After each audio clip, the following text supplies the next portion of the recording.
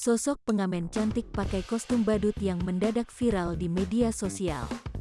Media sosial dihebohkan oleh sebuah video seorang pengamen cilik yang cantik. Warganet keheranan akan paras pengamen cantik tersebut saat tengah mengamen di lampu merah. Dilansir dari program Selebrita Expose Trans 7, Sabtu, tanggal 7 Mei tahun 2022, diketahui ia tinggal di daerah Jakarta. Namanya Elin, ia tinggal bersama kakak ibundanya. Ia tinggal di rumah yang sempit di pinggiran ibu kota tersebut. Bahkan untuk mandi saja, Elin harus mengeluarkan uang.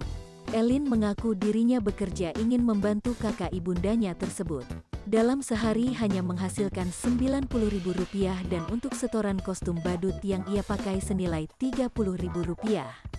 Elin mengatakan uang yang ia dapatkan tersebut digunakan untuk kesehariannya seperti makan dan lain-lain.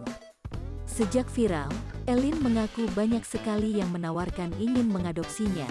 Namun, ia tak mau dan selalu menghindar. Elin mengaku takut lantaran takut jatuh kepada orang yang salah.